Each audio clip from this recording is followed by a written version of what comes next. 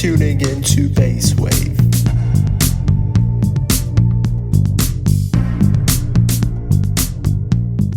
Hello and welcome to a new episode of the Wijnhaven Reporter. I'm Vicky and I'm here with two special guests. My name is Mathijs. I am a third year of Russia Eurasia. And I'm Giovanni. I'm a second year IS. I did Europe, and I'm from Italy. We are two members of Students for Ukraine, which is a student association that was born inside of the Hage campus of Leiden University, because we were trying to do our part to do something for Ukraine. And so we just gathered and tried to understand how we could help. And we ended up building a team that then brought aid and helped refugees go from the Polish border to Germany. So that was the main objective in the beginning. And now we just kept the team and we're working on different projects, trying to also raise awareness. We shot a documentary. Well, I'm very happy to have you both here and I'm really excited to hear about all your projects. But maybe we can start about how you started Students for Ukraine. Yeah, so I went to Odessa a year earlier. This was my first time going to Ukraine.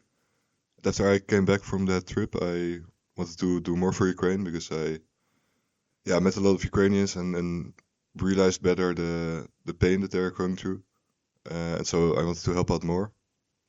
So I came up with the idea to transport, arrange the transport of Ukrainian refugees from Poland to the Netherlands. And I found this amazing group of people at the university.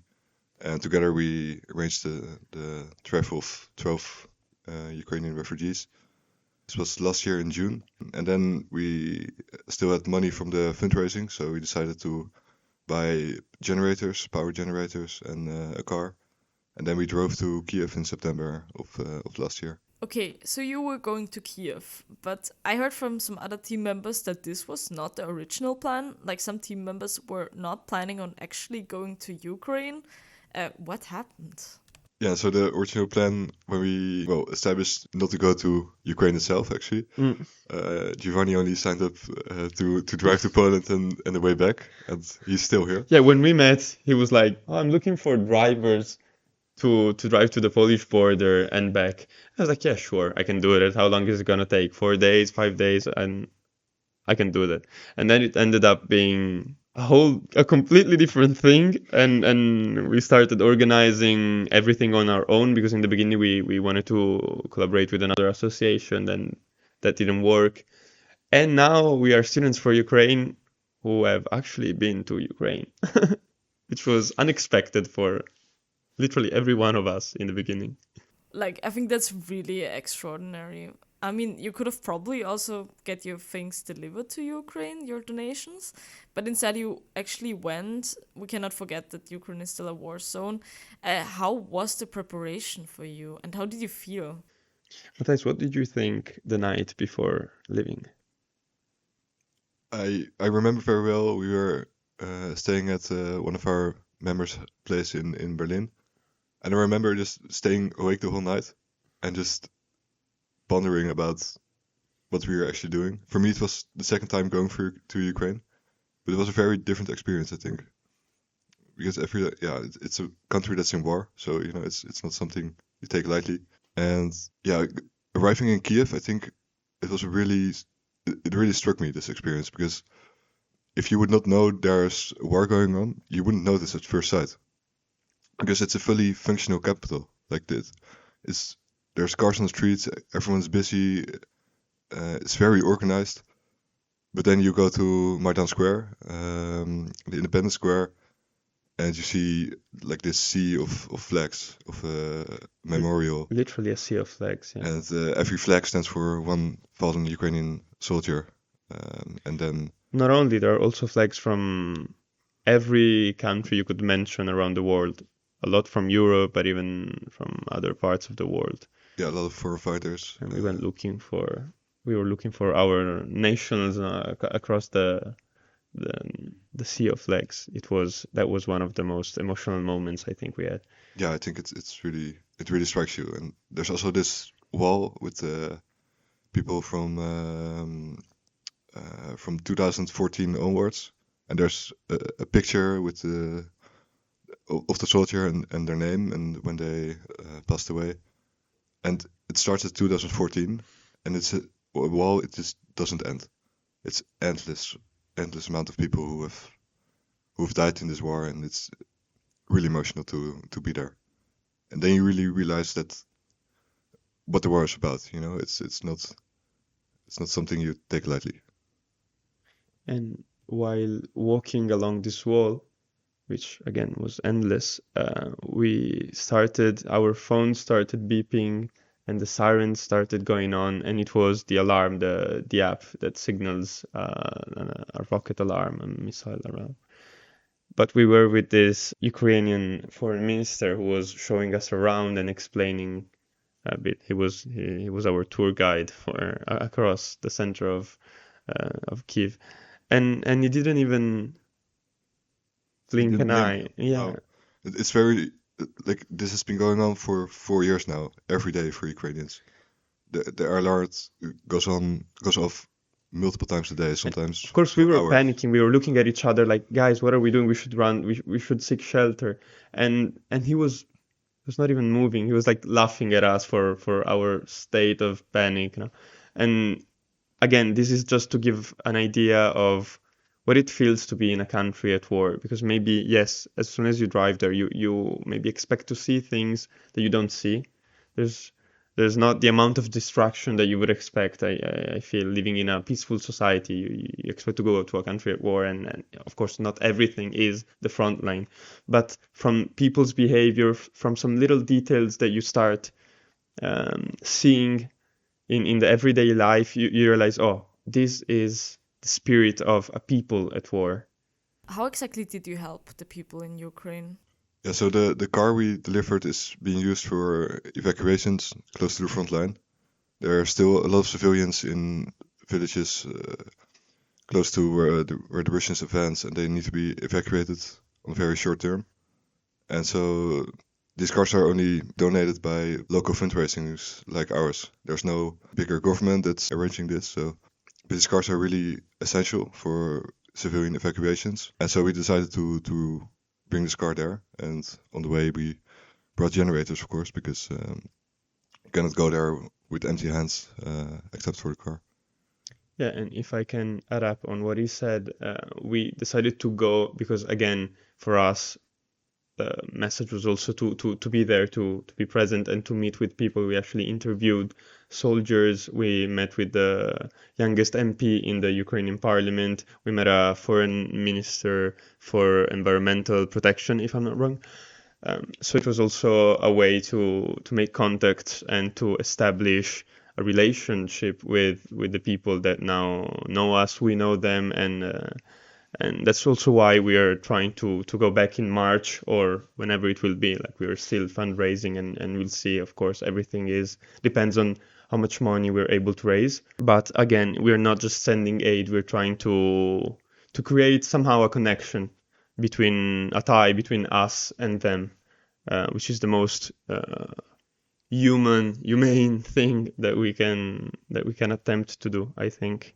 Are you still in contact with the people you met there? Of course. Yeah, quite often we get a lot of messages from Alexander, who was the person receiving the generators and bringing them to frontline hospitals and ambulances. He sends us messages very often, and yeah, we're still in contact with him for the logistics of next time as well. And he also sends a lot of messages about how the situation is right now in Ukraine, and well, that's also always quite emotional to hear, because it's we went last year in September in 2025, and at the time in September it was relatively okay. When we were there in Kiev, we didn't experience a lot of the war, as in the days that we were there were a few air alerts and not so many bombings, and then a few months later in December and January, February, it's really the worst it has ever been. There's never been so many civilian casualties, so many power outrages, and it's really, really bad. And we hear that often from Alexander and other people, and yeah, that's really tough to hear. Yeah, with one of our contacts, Alexander, that he just mentioned, we have a chat because he's one of our main contacts, especially for the delivery of the generators and other first aid material that we brought.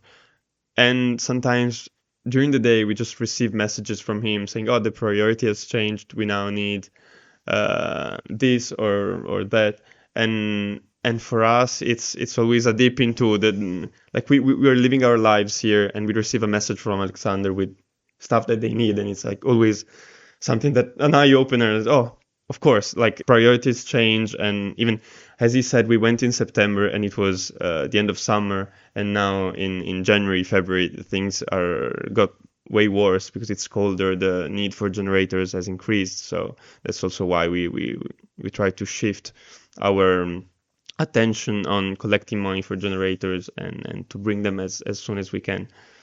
Yeah, for example, another one of our contacts, he sent us a video not so long ago of someone we interviewed in Kiev, and he experienced a drone strike from very, very close, and he was, well, lucky to survive. If he were at the wrong, that place at a different time, then he would not have made it, very likely. And well, I was traveling at the time, and I just got this message, and that really struck me. Like I'm able to be free and travel the world wherever I like, and people not so far away from us, they experience a completely different reality. So we have to keep that in mind, I think. Wow, that's tough to hear. Yeah. No, but I think it's really amazing to see that you guys wanted to help so much that you immediately wanted to go back to Ukraine. You told me you were planning a trip already in January again, but then you couldn't go. What happened there?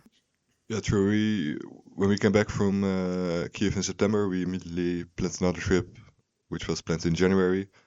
But unfortunately, we had to cancel this, partly because the fundraising didn't go as well as we planned, which is also a sign of Ukraine not being in the minds of people enough, I think. And also the situation in Ukraine was just really, really bad. So for us, the danger to go is not so big, because we were there only for a very short time. But in January last month, about 1 million people left Ukraine because of the cold and the lack of power. And so what we do is we bring a car to Kiev, and then we go back by bus. So we rely on public transport in this case. And because so many people were leaving the city, we were not sure we would be able to go back, because of the places that are available. And also, we would possibly take the place of a Ukrainian that wants to leave the capital, and so that doesn't feel right. Even if the goal of going is good, it's possible that the Ukrainians would have to look after us, which is of course not what we want. Yeah, there are always a lot of moral concerns when you deal with these kind of things. For example, in January, we really wanted to go because, of course, we now feel a personal connection to this project and to Ukraine. But sometimes you have to consider, like, okay, again, this is not an adventure. We're not doing this for ourselves, but we're doing our little part to help these people. So going in when it's not needed, or going in a situation that it's not even safe for us, maybe putting ourselves in danger, and then being in need of, like, being saved ourselves in the situation is not right. It's not proper. I mean, something that is very important for us, it's also to pass the message that it's not an activity that we did for fun or like an adventurous experience, but rather our attempt to do our part. And there were a lot of concerns throughout the whole process of getting together the trip and thinking, okay, we are driving across Europe to enter Ukraine and go to Kiev, which is still like the capital of a country at war. So it was not something to To look forward to. Yeah. Like it's for us, it was a very interesting experience to see Ukraine during the war. But of course, the reason why we went there is absolutely horrible. Of course, if you look at the background of what's happening every day in Ukraine, it's just very sad reality. And so it's for us the reason to go there was to help out as much as we can and do, even if we were doing little, because of course we're not saving anyone and we're not bringing tons of money. It was also symbolic because we're bringing a piece of our university community to Kiev, and we are communicating that people still care about what's going on in Ukraine, even if 4 years have passed, and of course Ukraine is not the main title in the media. We do care. The student communities, even in the Netherlands and across Europe, still care, and I feel like that's also part of our mission as Students for Ukraine. It's not just delivering aid, but it's also, again, we shot a documentary. We try to keep people involved with events. So we're trying to keep the community, the students community engaged.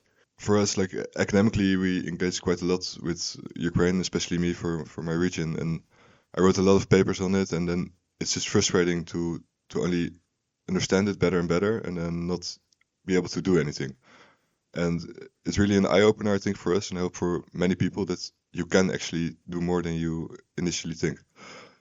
Even if it's just a little bit, like we donated 6 generators and a car, but we want to do more, of course, if we get more fundraising, but it's a little part in a larger effort. Yeah, it really shows that you can act according to your values. You're not only able to understand what's happening, but also act in accordance to what you think is right. I find it super impressive how you started the whole initiative, and I think you're a great role model for students that want to start some other projects in the future. But now I'm wondering, as a listener, what can we do to support you guys, and how can we help people in Ukraine? Well, you can watch and share our documentary for sure, and then that's free. That doesn't cost anything. You can follow us on Instagram and be up to date with all the new events that we are organizing. So you can always donate at our events, or you can donate going there's a link in bio to our profile on Instagram, and you can click on that and donate, or send it to your relatives or family or friends, whoever you think might be interested. This is of course the most useful way to help us collect money and actually bring aid to Ukraine. Basically, all the money that you donate will go straight to our goal. So we buy generators and a car, we drive there, and that's it. So it's very straightforward. And that's, I think, our advantage compared to bigger organizations, is that we have very low cost. So the fundraising we do is almost for free. We try to keep the cost as low as possible, so all our funds can go straight to our goal. And can people also still join your organization? Just reach out and we'll find a way to collaborate, because there's always something more than can be done. And as students, I think that even, organizing more events or coming up with creative ideas to spread awareness, whatever, it's appreciated.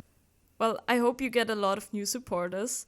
I wish you a lot of success with all your upcoming projects, and I hope you can raise a lot of funds to go to Ukraine soon again and help the people there.